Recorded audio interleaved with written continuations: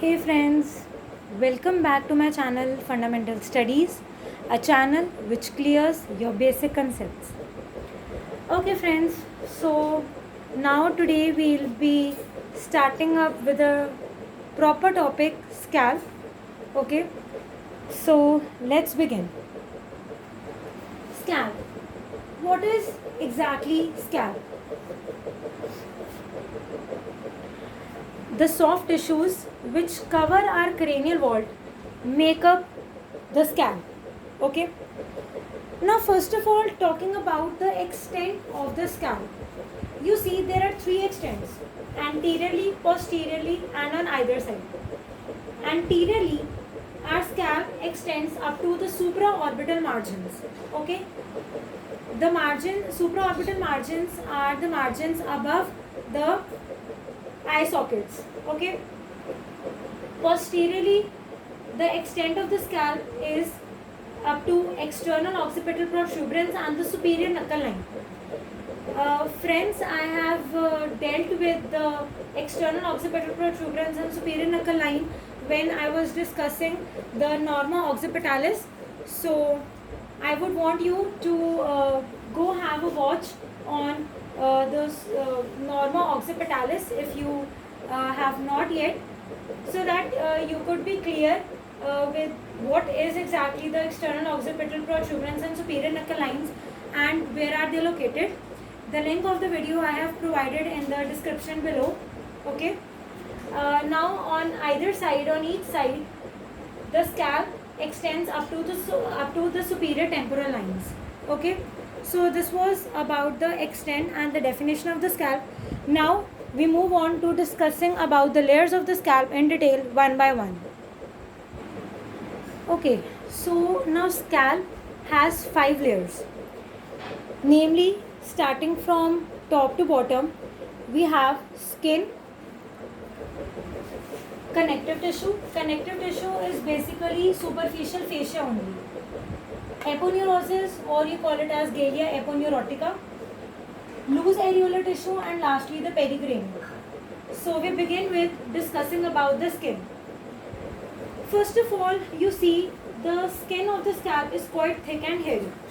If you compare the hair growth on your head and elsewhere in the body, we would come at the conclusion that our head has a dense growth of hair. Okay. Now, because we have a dense hairy growth mainly on our head, on our scalp, so due to this, first of all, the skin would act as a protective layer, or it acts as a barrier. Okay. Secondly, this thick tuft of hair also acts as a shock absorber from the external environment. Okay. Because of tuft of hair or large or dense growth of hair which is present on our scalp, due to this, our scalp or the skin of the scalp is protective in nature. Protective in the sense because it forms the barrier. It acts as a barrier and protects the skull from the fracture. Protective because protects the skull from the fractures. Secondly, thick tuft of hair acts as a shock absorber.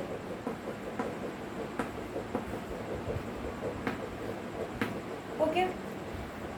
Now, because it is acting as a shock absorber and is protective in nature, so thus there are minimum chances of damage to our scalp, or to our brain or to our skull. Okay. Also, the more number of hair you have, the more amount of sebaceous glands would be present. You can say that the number of the sebaceous glands is directly proportional to the amount of hair which are present on our scalp. Now, it goes like that. The more the number of hair, the more amount of sebaceous glands, and the more the amount of the sebaceous glands you have, the more your hair will be shiny, because sebaceous glands produce a secretion called as sebum, and they produce various secretions which make your hair shiny. Okay. Now the skin of the scalp is adherent to the aponeurosis or the third layer. By means of what? Obviously through the intermediate layer, and the intermediate layer is the connective tissue or the superficial fascia. So thus the skin of the scalp is connected, or it is adherent to the aponeurosis by means of the dense connective tissue or the dense superficial fascia. Talking about the applied or the clinical part or the clinical aspect of this layer. See, what happens is that when a lot of dust gets deposited in your hair or on your scalp, so what happens is that the secretions which were produced by the sebaceous gland are not able to go up. You see, sebaceous glands produce secretions which move up, and because of that your hair are shiny. We would discuss in detail about the sebaceous glands and hair follicles when we talk about the hair appendages. Or when we talk about the appendages of the skin. So in that I will be telling you about the hair follicles. Okay. So what happens is that the sebaceous glands produce secretions. Okay. And if you have a lot of dust deposited, so obviously that dust would obstruct the passage of the secretion. So the secretions won't be able to go up, and they would be deposited where they are. And due to this, the sebaceous gland will become enlarged in size, and that is what is called as the sebaceous cyst. Okay, sebaceous cyst is nothing but it is simply a fluid filled sac which is produced because of large amount of dust that has been deposited, due to which the secretions of the sebaceous gland are not able to go up, and thus sebaceous gland will become enlarged in size, resulting in the formation of sebaceous cyst. Secondly, this is a common condition which is encountered by almost each one of us, and that is the dandruff. So dandruff is because of the overactivity of the sebaceous glands.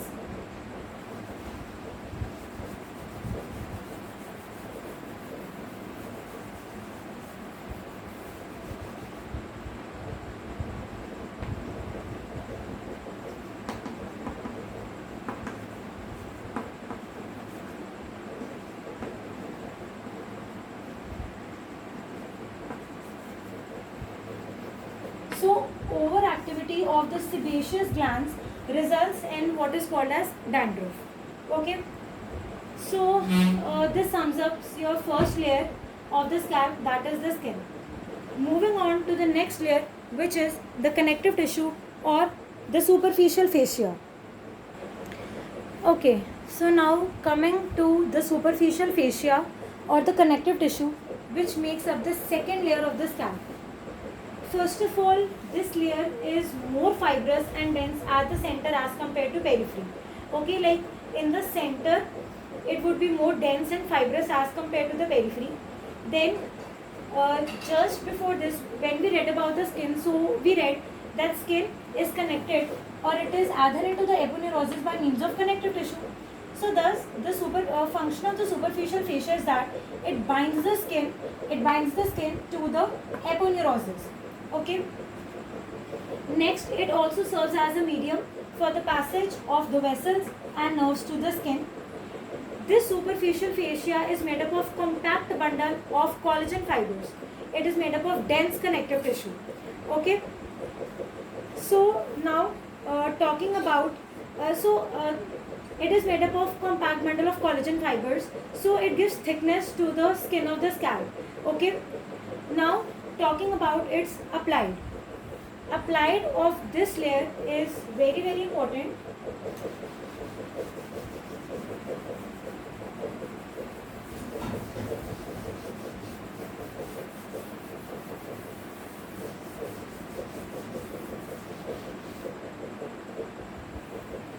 Okay, so you have in a total of 4 applied for the second layer of the scalp. First is the scalp cut injuries.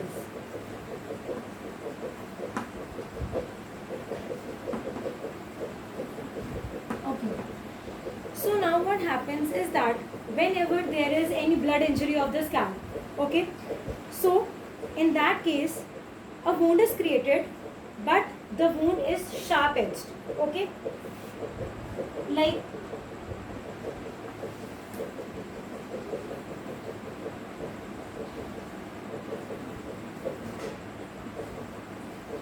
okay.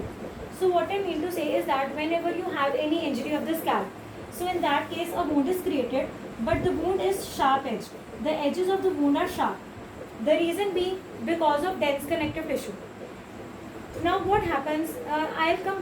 What happens is that in except for scalp, elsewhere in the body, whenever you have any wound, so whenever you have any injury, so a lacerated type of wound is created. That is a wound with irregular edges is created. It is so because elsewhere in the body, the skin is very loose. It is made up of loose connective tissue. So in that case, the wound that would be created will be lacerated. It would have irregular edges. But in case of scalp, since you have the dense connective tissue making up your second layer of scalp, so due to that, rather than having a wound with irregular edges, you have a wound which is sharp edged. Okay. First reason is this, and second reason is that because the dense connective tissue gets pushed into the dermis, so thus the sharp edged wound is created. This dense connective tissue gets pushed into the dermis. So due to pushing of this dense connective tissue into the dermis, sharp edged wound is created rather than a lacerated wound with irregular edges that is seen elsewhere in the body. Okay. First point was this scalp cut injuries. Second is that bleeding. Whenever you have a scalp injury, so the bleeding is always profuse. That is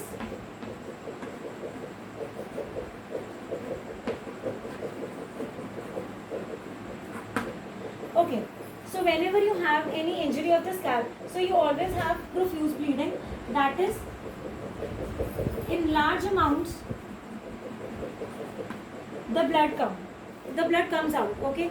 What I mean to say is that whenever you have any injury of the scalp, so what would you notice is that the blood comes out in large amounts. So much of bleeding is there. Now let's compare it with bleeding in any other part of the body. So now what happens is that whenever you have any injury in any other part of the body, so in that case what do? You press that injured area for 3 to 7 minutes and the bleeding stops, right? The reason is that elsewhere in the body you have the loose connective tissue. Okay. Now since it is loose connective tissue, so you can easily press it. On pressing it, blood clot is formed, and that blood clot will stop the blood from flowing further or from coming out further. But since the second layer of the scalp is made up of dense connective tissue, so obviously it would be difficult or it would be hard to press a dense connective tissue. Okay, you cannot press it. If you try to press it, so it would won't get compressed. Okay. Now since you have a second layer as the dense connective tissue, so in that case you can the bleeding won't be we cannot stop the bleeding can't be stopped by simply applying the pressure. Okay, as elsewhere in the body. So thus a large amount of bleeding occurs whenever you have scalp injuries. So what is the treatment option if not pressure? So what is the treatment option? In that case you go for stitches. Okay, in that case you go for stitches, or what you do is that you apply continuous pressure on the injured part. Now talking about the removal of the stitches, this point is also very important to understand that what is the time of removal of the stitches when you have a scalp injury and when you have injury in any other part of the body. Now see,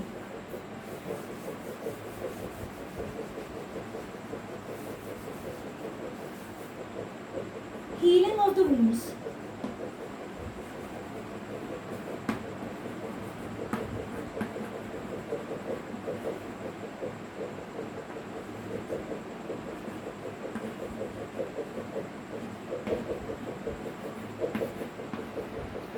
You see, this is a thumb rule that the healing of the wounds depends upon the blood supply of that particular organ.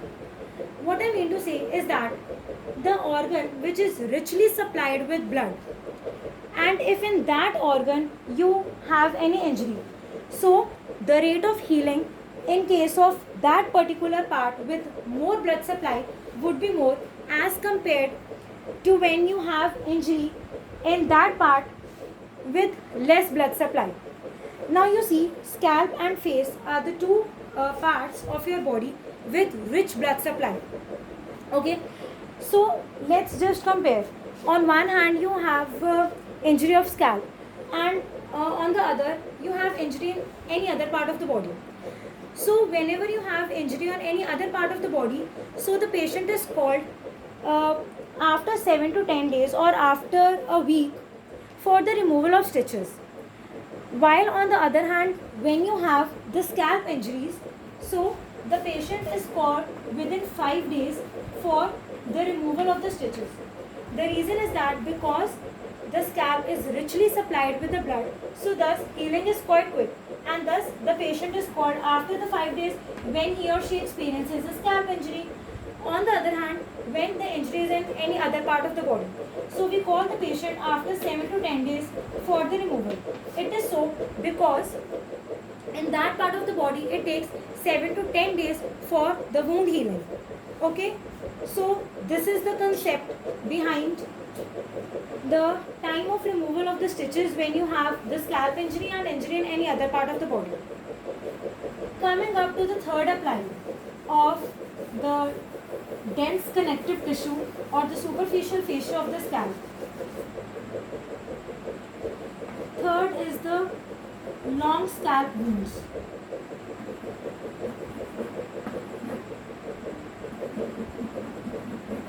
Okay, so in long scalp wounds also you again go for the same treatment option, and that is the stitches. Okay,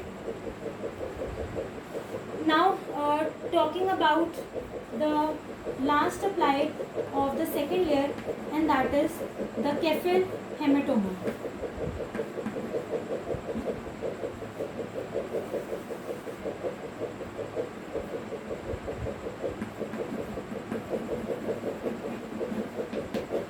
First of all, let's understand the meaning of hematoma. Hematoma means clotted blood.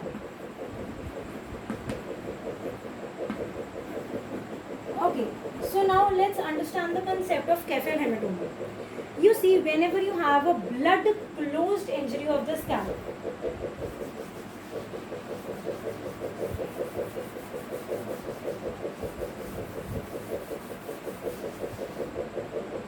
okay, so I am explaining you the concept of Kefil hematoma. Blood closed injury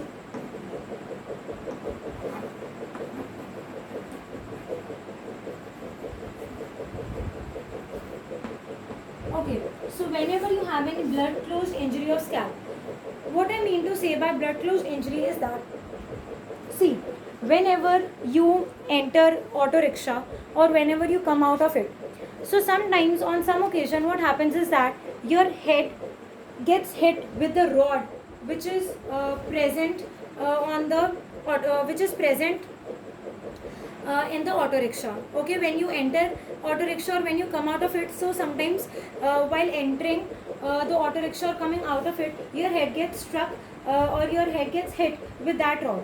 So in that case, what do you experience?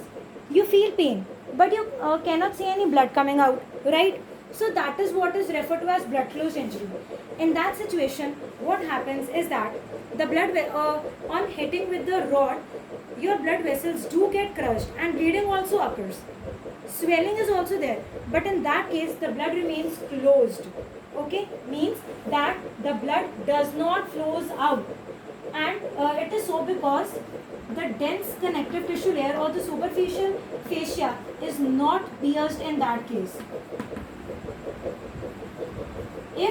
your dense connective tissue or the superficial, if your injury is such that it is up to dense connective tissue, it is up to your second layer, so in that case profuse bleeding would occur. But if the injury is such that you only experience pain and you cannot see any blood coming out, so that is the blood closed injury, in which your blood vessels are crushed, bleeding occurs, swelling also occurs. But what is the situation is that this blood will remain closed, that is, the blood remains to that place only, blood remains localized to that space only, and you experience swelling, but the blood does not flows out. Okay, and blood will flow out only when your dense connective tissue or superficial fascia is pierced. Since the dense connective tissue is not pierced, so simply your blood vessels are crushed, you experience bleeding, and there occurs bleeding within your head, and you experience swelling because of this bleeding only. Okay, so this was about the scalp. But on the other hand, when you have injury in any other part of the body, so what happens in that case? Let's study that. Now suppose you have injury in any other part of the body.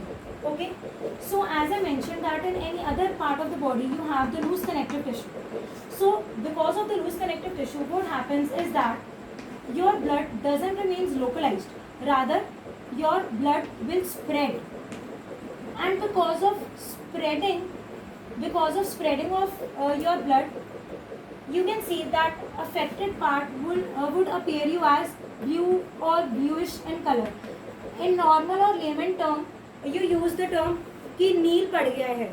So what is that nil? That nil is nothing but simply the spreading of the blood results in that blue or bluish appearance of the region where you got injured. And afterwards, what happens is that this blood is absorbed, and this blue or bluish appearance of the wound also disappears because of absorption of this blood. Okay, so this is the difference between when you experience injury in the scalp and any other part of the body.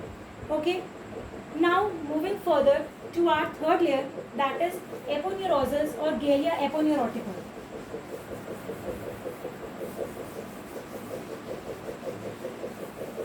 Now you see aponeurosis or Galea aponeurotica is the layer which is associated with one of your muscles, and that is the occipitofrontalis muscle.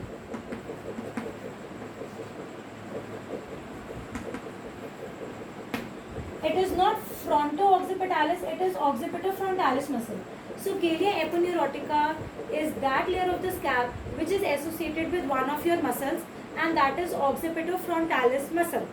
Okay. So now this muscle consists of two bellies. One bellies, or you can say origin. One is the occipitalis. You call it as occipitalis belly, and the other is the frontal belly.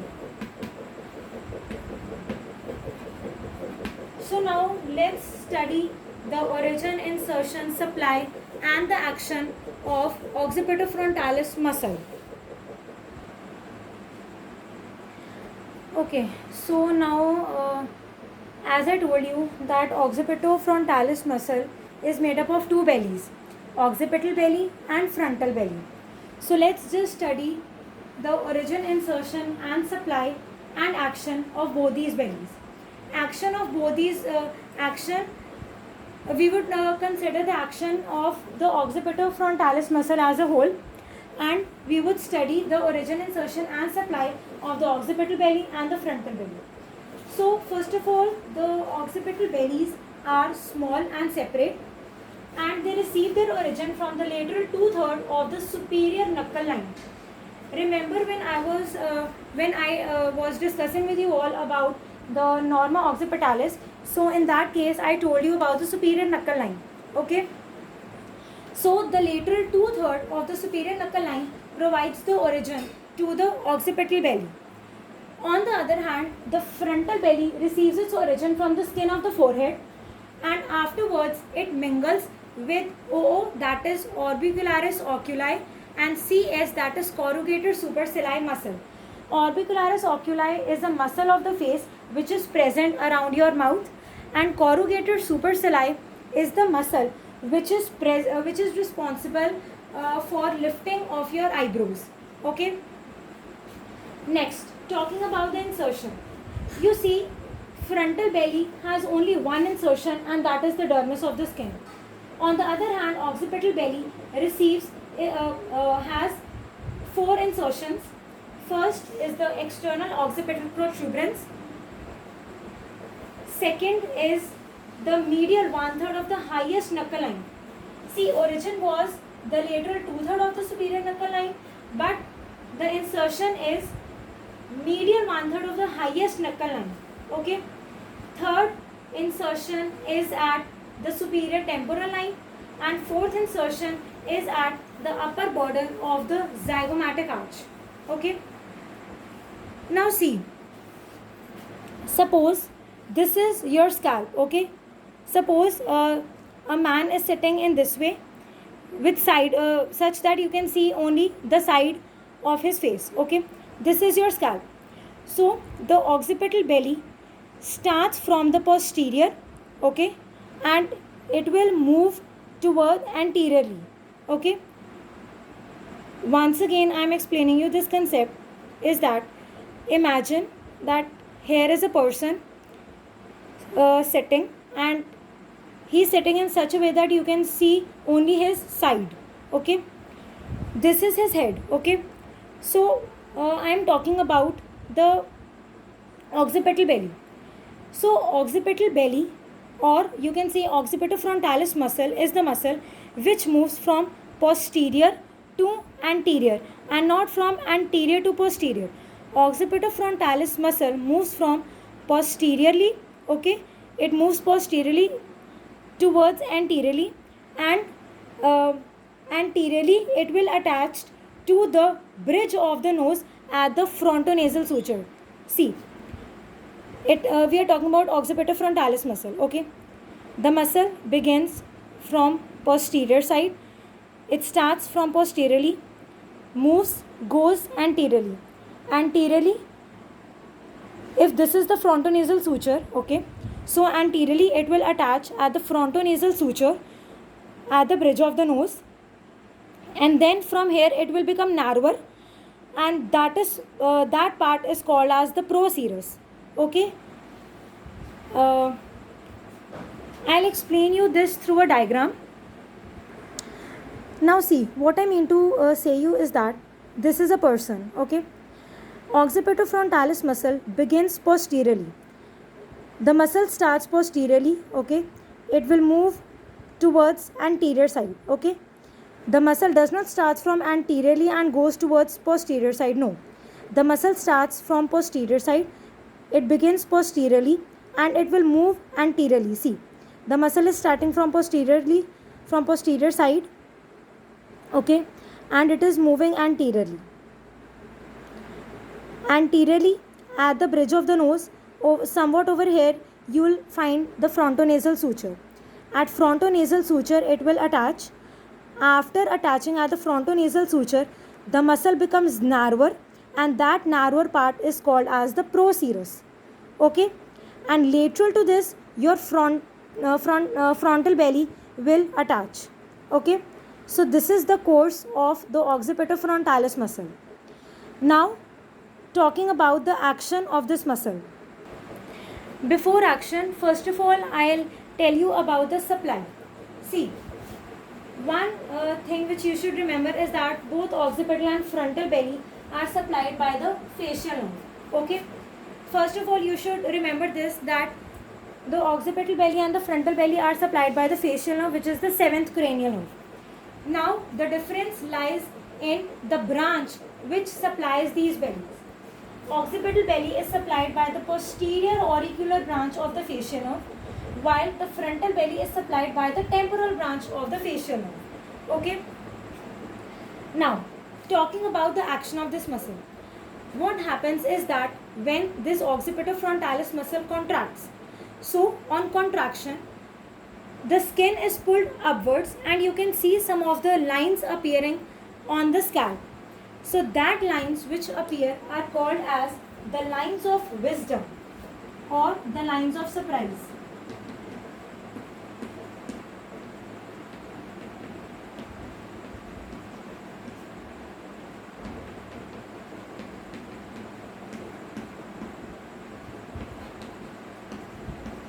See, what happens is that when this occipitofrontalis muscle contracts, so on contraction, it will pull the skin upwards, and since it is pulling the skin upwards, so you can so some of the horizontal lines will appear, and that horizontal lines are called as the lines of the wisdom or the lines of surprise. Now let's talk about its clinical anatomy or its applied aspect. Now see, it's very logical. You need not to mug it up that what is the applied of the third layer of the scalp. Now see, I told you that it is the facial nerve which supplies both the occipital belly and the frontal belly. So we can say that occipitofrontalis muscle is supplied by the facial nerve, right? Now facial nerve is supplying this muscle. What happens if the facial nerve gets damaged somehow? If this facial nerve would get damaged, so in that case, the supply of the occipitofrontalis muscle would be stopped. Like occipitofrontalis muscle would receive no supply. In that case, the muscle won't be able to contract and would always remain in the relaxed state. Since it is not able to contract, so obviously it won't be able to pull the skin upwards, and in that case, no lines of wisdom or the lines of surprise would appear. Okay. See, the muscle received its supply from the facial nerve, but if the facial nerve got damaged, so in that case obviously the muscle would have no supply. The muscle won't be able to contract. If there is no contraction, so no lines of wisdom will appear, because when this muscle was receiving its supply from the facial nerve, so when it contracted, on contraction it pulled the skin upwards, but since now it is no longer able to contract, so the skin won't be able, it won't be able to pull the skin upwards, and in that case no horizontal lines will appear, that is no lines of wisdom or no lines of surprise would appear in that case. Okay. So friends, this was all about the first 3 layers. In the next video, we'll discuss about the next 2 layers of the scalp. I hope that you understood the concept well. If yes, so please do press on the like button. And if you have not subscribed to my channel till yet, so do subscribe to my channel as well. And yes, do not forget to press on the bell icon so that you do not miss on to the latest updates and notifications of my channel. Thank you.